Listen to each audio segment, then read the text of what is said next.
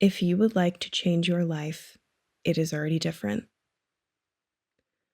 The presence of such a desire is the truest sign that something inside of your heart has already shifted and something inside of your mind has already changed. That's the hard part. Now it's just about getting your old outside experience to reflect the nature of the new inner one that has just been born. The breakdown is not the end, it is the beginning. It is your breakthrough coming to you in disguise. It's counterintuitive, but this is the moment in which you are experiencing a reality so misaligned to what you feel inside that you are being forced to stop and look around and start asking questions. This is the first instance in which you recognize that you are more than what your circumstances would currently indicate, that you are more than what your past has proven you to be, that you are more than what you are currently feeling, that you are more than what other people think you are, that you are more than what you can even maybe fully imagine yourself to be. But you sense it. You sense it. And that is why this is such a pivotal experience, such a turning point in your story, because this is the first moment at which you are able to perceive a vision of yourself that really does not have any firm basis in fact or evidence or practice or the past or your experience, even if you have seen glimmers and glances of that person here and there throughout your life. This sense that you are meant for more and that you're capable of more and that you're going to be more is one that exists almost entirely on the basis of your own faith. And it is your continued faith within your own self that is the only thing that will be able to bring it most completely into form. You have to let your new self-image seep into your mind for long enough that it begins to drum up courage. And at the beginning, you will think that the courage you're gathering is to make one single big leap in the direction of your dreams, as though as fast as the epiphany of your true self dawned on you, the reality of them will be as quickly found, but it doesn't quite work that way. So in the meantime, you will read and you will seek advice, you will overthink, and you will ask yourself the same 5 questions over and over again. You'll tally up all your regrets and you'll retrace your steps, and you will look outside of yourself, trying to find evidence that maybe you are the person you hope to be. You will become really sensitive to other people's opinions because this is the point at which you are looking to them, asking, which version of me do you see? Asking, will you be a second set of eyes to validate what I am beginning to see within my own self?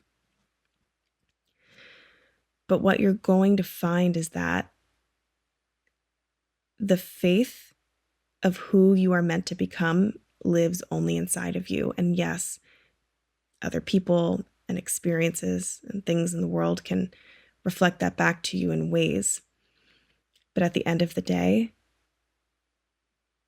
the validation has to be in your own conviction and nothing else. And if it is, if you really do find it, you will find that courage, because validation and courage are adjacent to one another. And you will go forward and you will try. And then you will fail in some way. You will fail at being the person you most want to be. You will do everything right, and yet the outcome you imagined will not so effortlessly arrive. You will discover that you fell short of your own inner vision, and you will second guess everything, especially yourself. You will probably spiral, and if you're like most people, this is where you will start to lose your momentum, your drive. It will be the most tempting to revert back to the familiar, back to what you've always known and what has always worked. But when you arrive there, you will come to find that it is a door that isn't quite opening the way it used to, because behind it is a life you know you have outgrown. So much so that you can no longer engage with it the way you once did. If you commit yourself more to the things you are finishing rather than the ones you are beginning, those areas of your life will begin to malfunction. They will begin to come apart at the seams. And you will realize that you can no longer force what you know is not right. You can no longer engage with what you know you do not want. And you can no longer fake it, not for a moment longer. And this is a gift. This is a gift. Because this will begin to inspire the deepest level of self-inquiry. You will wonder why you can, at some level, know what you are meant for and know what you are supposed to be doing, and at the same time, keep reaching for the things that you also know will only ever hold you back from becoming that person. Stuck between the door that is closing and the one that has not fully opened, you will begin to realize that the person you want to become is not one you will stumble into the way you fell into the person you no longer want to be. You will realize that this can no longer happen mindlessly or without your care or participation. You can no longer just let the cards fall where they may and wonder why you're not playing the hand you know you're capable of having. The space between where you are and where you want to be will be bridged not by what you do once, but what you do consistently. The micro shifts will become massive breakthroughs, and past impossibilities will become present realities, not because they will magically occur as a matter of your own belief, but because they are inevitable tipping points reached incrementally, inch by inch, as a matter of principle. And that belief that you had to find in yourself first is what keeps you adding the tiny daily actions that tip the scales in your favor over time.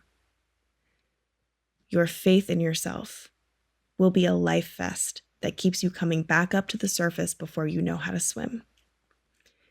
Because you won't wake up one day and discover everything to be different. You will wake up and realize that you have outgrown your old normal, and you are now tasked with defying your comfort zone for long enough and often enough that you will be able to build a new one that will move you into the life experience you most want to have.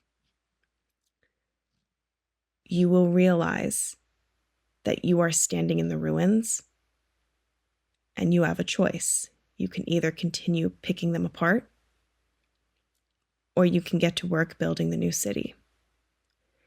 And we can never let go when we are just standing in the ruins, breaking them down more and more and more. We can never let go when all we are thinking about, when all that is consuming our minds is what is past. We only let go when we get to work building what's next, when we accept what's gone, when we go through a healthy grieving process, and then we begin to step into the next experience of our lives.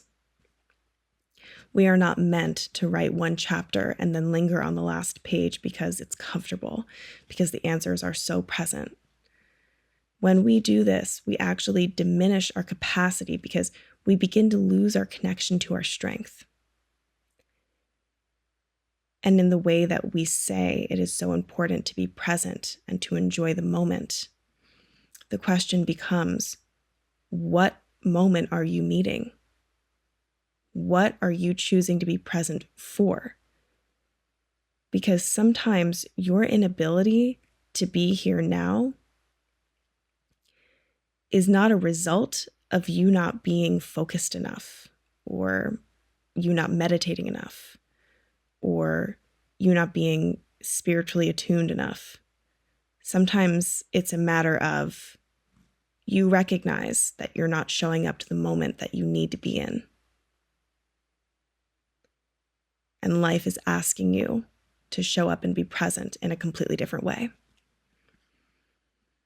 So if you would like to change your life, I hope you will remember that you can do it in a day, in a moment, in an hour. Really, that is all you are waiting for. The moment when you plant one seed of differentiation, and then you let it take root. You book the flight, you look for the job, you open your calendar and you write moving day somewhere in the near future. And then you make that not the aspiration, but the plan.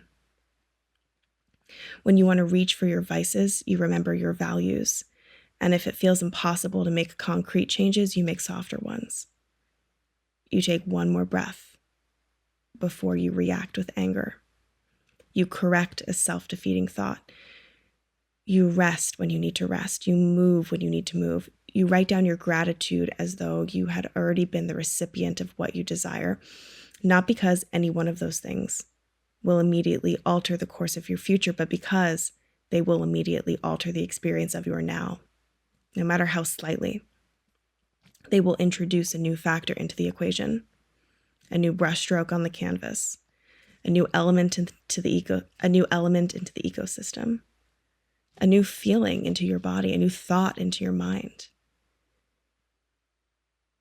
And then if you keep returning to that and developing that and focusing on that and working with that again and again and again, you have an entirely new life. But it all begins with that one tiny seed. So use it. Use everything. Use every single thing you have. Every resource, every subscription, every tool, every instrument, every connection, every person, everything, every spare hour you find. Because the doors are all around you and you have to start seeing them that way. You are only ever meant to do what you can with what you have from where you are, and then you just keep going. You have to surround yourself with the people who support the person you are becoming, or be okay walking alone. Because you have to keep stoking the fire of your inner vision often. Because you have to stoke the fire of your inner vision often. And people who believe in you will help. You have to do this because it will need to burn stronger than your discomfort, because you will be uncomfortable. But you're only going to be uncomfortable because you have not yet arrived at your new normal. Because the past that was not working, you know you can't sit in that. But you haven't given the new life enough time and enough consistency to settle in and to let it regulate. You have to realize that you become what you let yourself get used to, because what you get used to is what you inevitably come to prefer doing. And what you prefer doing is what you most effortlessly return to. And what you most effortlessly return to is actually what you start to crave. And then what you start to crave is what you want to keep doing over and over again. And then what you continuously do equates to who you inevitably become. When you are at the breakdown point, the low, the bottom, the valley, the spiral is going downward and inward. But there is a way to likewise plant a seed of hope and potential and possibility and let it spiral outward and in a completely different direction. To take all of that energy, and instead of using it against yourself, you use it for yourself. Up until now, you have most likely let yourself get used to the things that you do not really want because you were operating on autopilot. You got lost, and then you made a home there, and you did not even realize what you were doing. You became a version of yourself you did not recognize, and then you started to think that that's who you really are. You failed once, and then you ascribed that singular experience to your own inadequacy, rather than the natural trial and error that comes with doing anything beautiful and well. Because we tell life what we want and life tells us how we're going to get it, and that is, in its nature, a process of trial and error.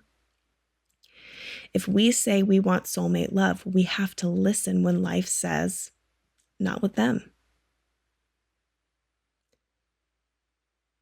We can't spiral in self-destructive behaviors, assuming that because one person was not a match for us, love will not ever exist anywhere else ever again.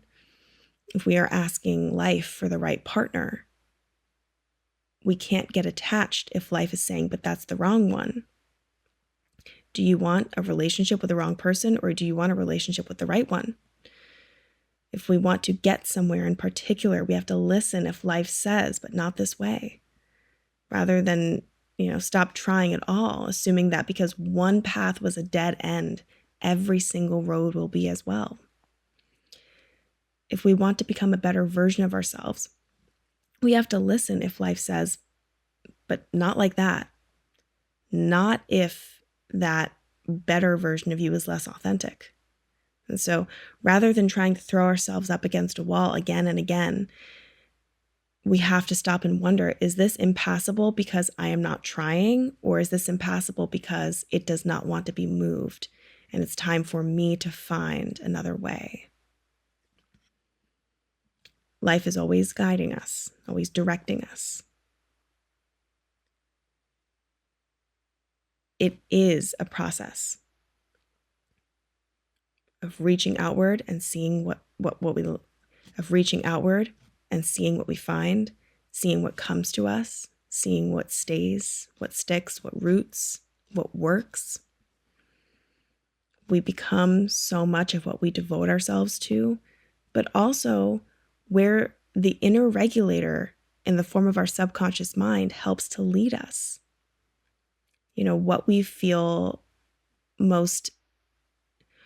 What feels most natural and innate is often the result of what we just get comfortable with. And so our task is to build the comfort zone around what is already working, what life is already affirming, where energy is already flowing, around our natural skills and gifts and talents, around the people who love us and want to build a relationship with us. We have to stop fighting for the lives we don't want and the people we don't want to be. We have to build those comfort zones around the things that help us paint in all the details of who we want to become.